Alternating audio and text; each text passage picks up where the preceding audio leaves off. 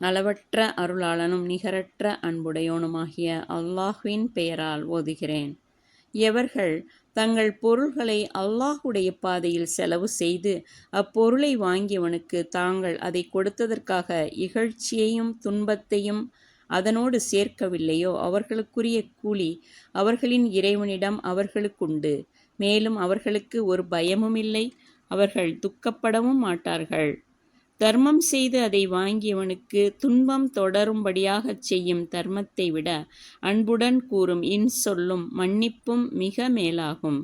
அல்லாஹ் எத்தேவையும் அற்றவன் மிக்க பொறுமையாளன் ஆவான்.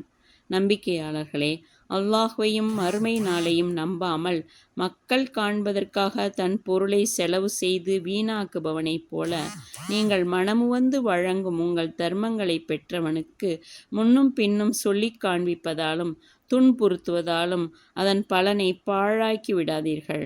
இவனின் உதாரணம் ஒரு வழுக்கை பாறையை ஒத்திருக்கிறது.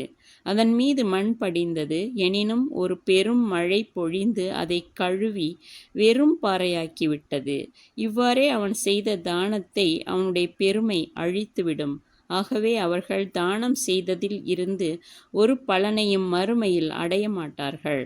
மேலும் அல்லாஹ் தன்னை நிராகரிக்கும் கூட்டத்தை அவர்களின் தீய செயல்களின் காரணமாக நேரான வழியில் செலுத்த மாட்டான்.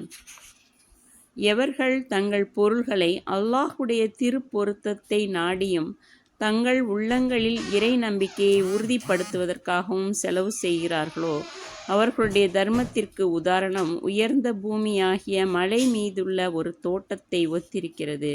அதில் ஒரு பெரும் மழை பெய்தால் 2 மடங்கு பலனை தருகிறது.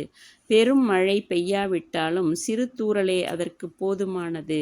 மேலும் அல்லாஹ் நீங்கள் செய்பவற்றை உற்று நோக்குபவன் ஆவான்.